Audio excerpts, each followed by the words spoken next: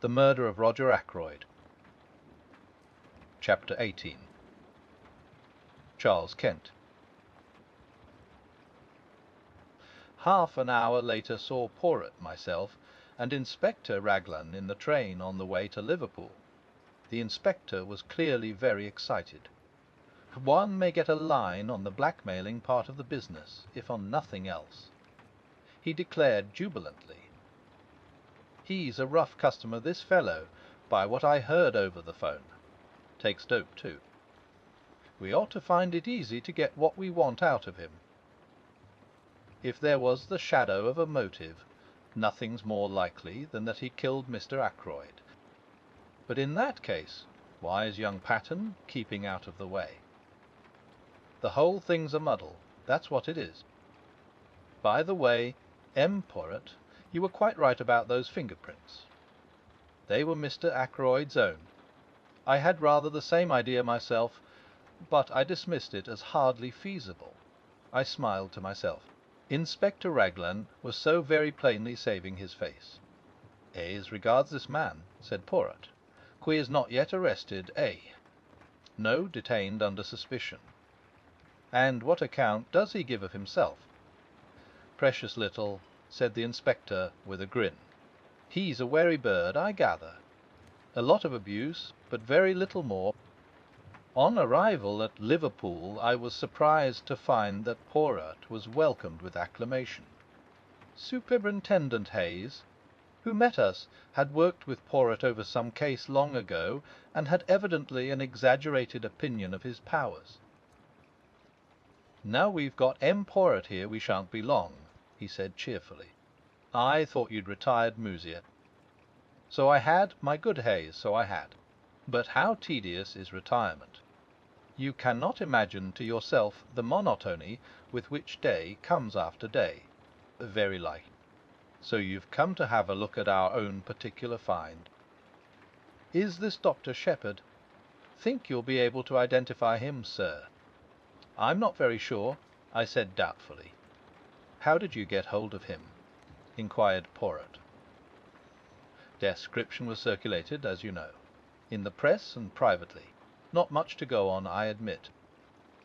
This fellow has an American accent all right, and he doesn't deny that he was near King's Abbott that night.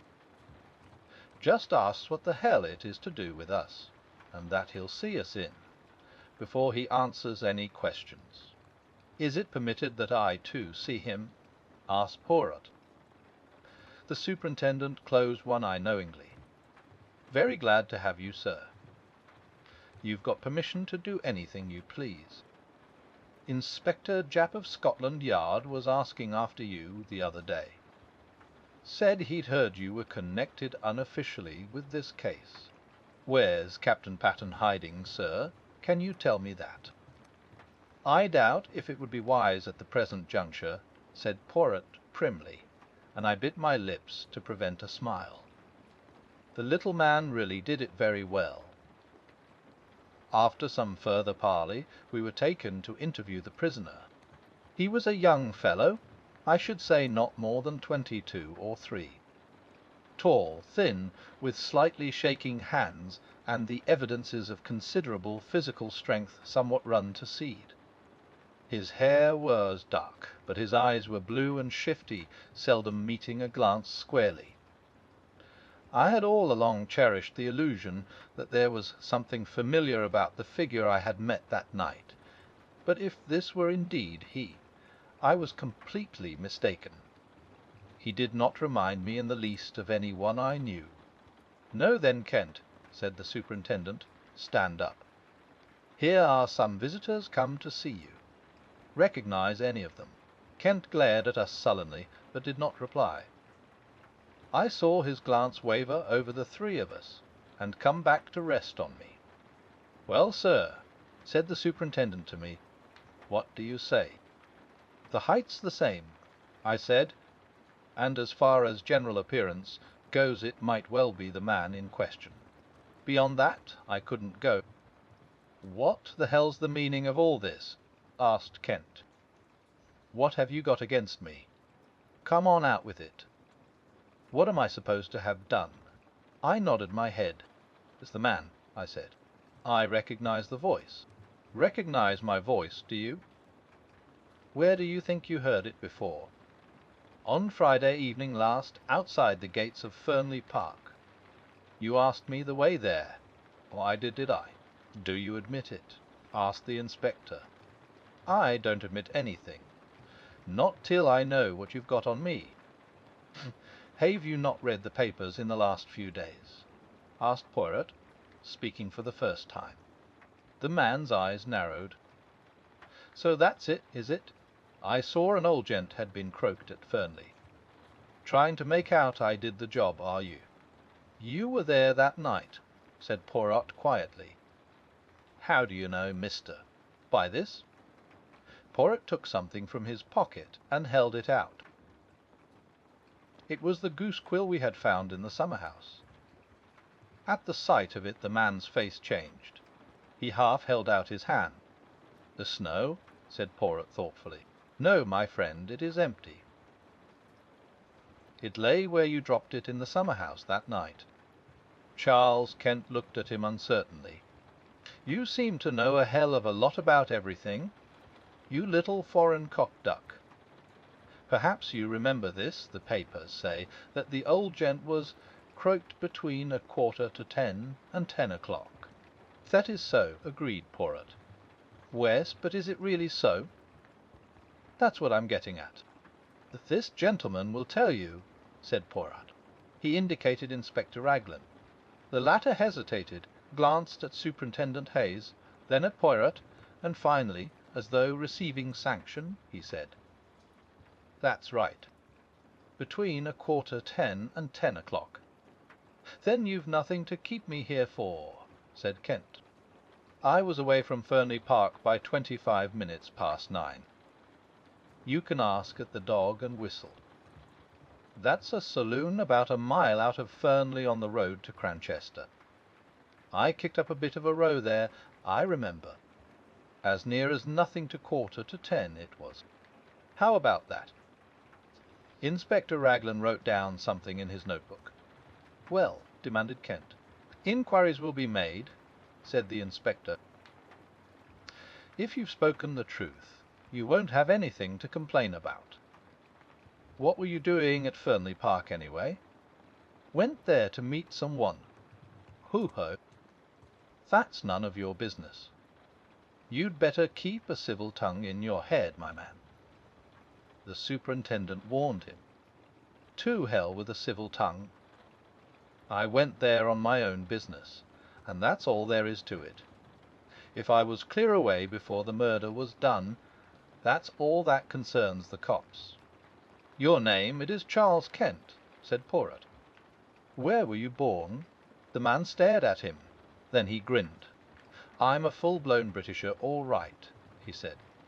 "Wes," said Poirot meditatively, "I think you are." "I fancy you were born in Kent." The man stared. "Why's that?" "Because of my name." "What's that to do with it?" "Is a man whose name is Kent bound to be born in that particular county?" "Under certain circumstances I can imagine he might be," said Poirot very deliberately. "Under certain circumstances, you comprehend." There was so much meaning in his voice as to surprise the two police officers. As for Charles Kent, he flushed a brick red, and for a moment I thought he was going to spring at Poirot. He thought better of it, however, and turned away with a kind of laugh. Poirot nodded as though satisfied, and made his way out through the door. He was joined presently by the two officers. "We'll verify that statement," remarked Raglan. "I don't think he's lying, though. But he's got to come clear with a statement as to what he was doing at Fernley. It looks to me as though we'd got our blackmailer all right. On the other hand, granted his story's correct, he couldn't have had anything to do with the actual murder. He'd got £10 on him when he was arrested, rather a large sum. I fancy that £40 went to him. The numbers of the notes didn't correspond, but of course he'd have changed them first thing. Mr. Ackroyd must have given him the money, and he made off with it as fast as possible. What was that about Kent being his birthplace? What's that got to do with it? Nothing whatever, said Poirot mildly. A little idea of mine, that was all. Me, I am famous for my little ideas.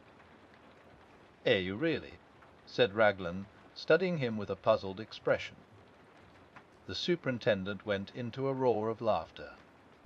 Many's the time I've heard Inspector Japp say that. M. Poirot and his little ideas. Too fanciful for me, he'd say, but always something in them. You mock yourself at me, said Poirot, smiling, but never mind. The old ones they laugh last sometimes, when the young, clever ones do not laugh at all. And nodding his head at them in a sage manner, he walked out into the street. He and I lunched together at an hotel. I know now that the whole thing lay clearly unravelled before him. He had got the last thread he needed to lead him to the truth. But at the time I had no suspicion of the fact. I overestimated his general self-confidence, and I took it for granted that the things which puzzled me must be equally puzzling to him. My chief puzzle was what the man Charles Kent could have been doing at Fernley. Again I put the question to myself, and could get no satisfactory reply. At last I ventured a tentative query to Poirot. His reply was immediate. "Mon I do not think I know." "Really?" I said incredulously. "Wes, indeed." "I suppose now that to you it would not make sense if I said that he went to Fernley that night, because he was born in Kent." I stared at him. "It certainly doesn't seem to make sense to me," I said dryly. Said Poirot pityingly.